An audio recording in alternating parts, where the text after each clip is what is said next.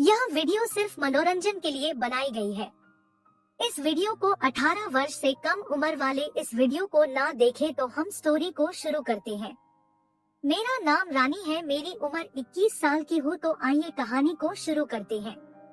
सुनील लंबा, गोरा और छरहरे बदन का नौजवान था। जब वह सीनियर क्लर्क बनकर टेलीफोन महकमे में पहुंचा, तो रानी उसे देखती ही रह गई। शायद वह उसके सपनों के राजकुमार जैसा था। कुछ देर बाद बड़े बाबू ने पूरे स्टाफ को अपने केबिन में बुलाकर सुनील से मिलवाया।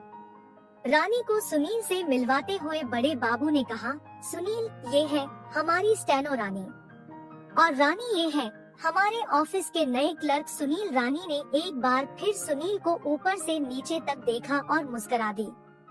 ऑफिस में सुनील का आना रानी की जिंदगी में भूचाल लाने जैसा था। वह घर जाकर सुनील के सपनों में खो गई।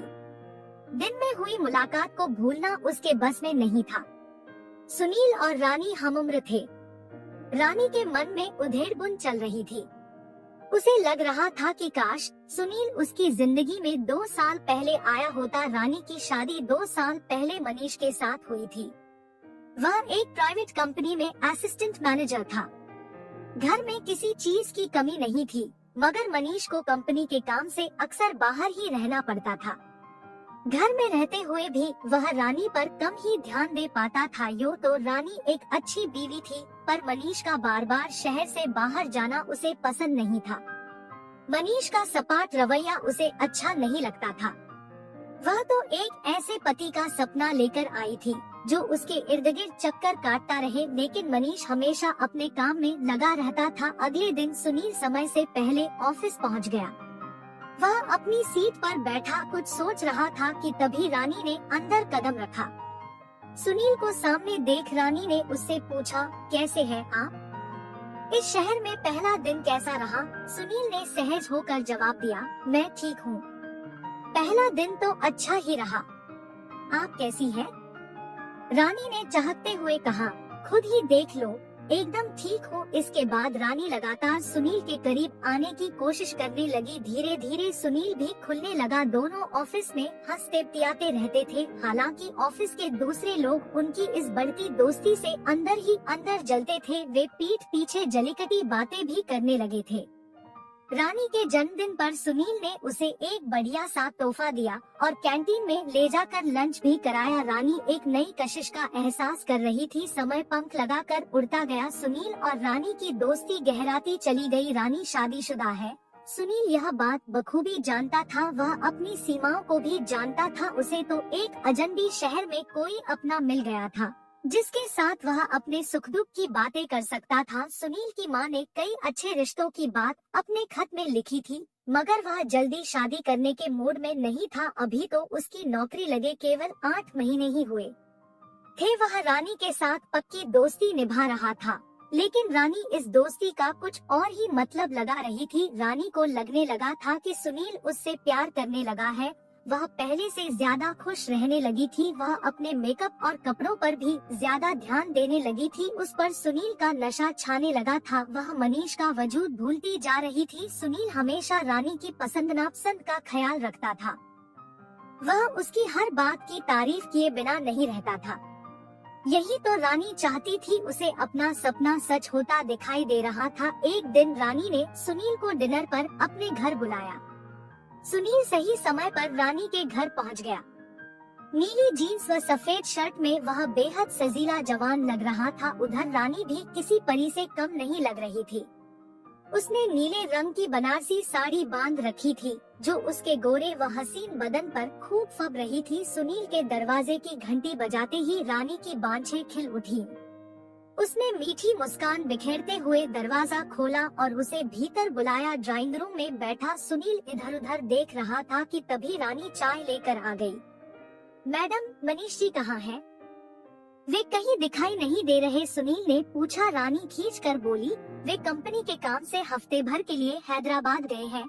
उन्हें मेरी जरा भी फिक्र नहीं रहती है। मैं अकेली दीवारों से बातें करती रहती हूँ। खैर छोड़ो, चाय ठंडी हो रही है। सुनील को लगा कि उसने रानी की किसी दुखती रग पर हाथ रख दिया है। बातों बातों में चाय कप खत्म हो गई। पता ही नहीं चला। रानी को लग रहा था कि सुनील ने आकर कुछ हद तक उसकी तन्हाई दूर की है।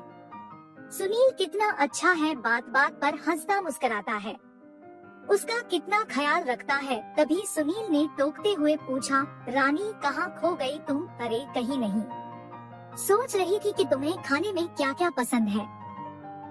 सुनील ने चुटकी लेते हुए जवाब दिया, बस यही राजमा, पुलाव, रायता, पूरी परांठे और मूंग का हलवा, बाकी जो आप खिलाएंगी वही खा लेंगे। क्या बात है, आज तो मेरी पसंद हम दोनों की पसंद बन गई। रानी ने खुश होते हुए कहा। रानी सुनील को डाइनिंग टेबल पर ले गई। दोनों आमने सामने जा बैठे। वहाँ काफी पकवान रखे थे। खाते हुए बीच बीच में सुनील कोई चुटकुला सुना देता तो रानी खुलकर ठहाका लगा देती। माहौल खुशनुमा हो गया था। काश सब दिन ऐसे ही होते, रानी सोच रही थी।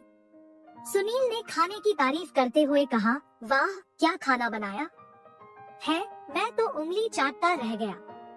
तुम इसी तरह खिलाती रही तो मैं जरूर मोटा हो जाऊंगा। शुक्रिया जनाब, और मेरे बारे में आपका क्या ख्याल है?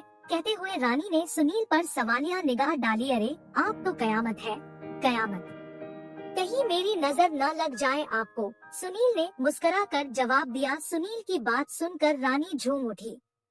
उसकी आंखों के डोरे लाल होने लगे थे।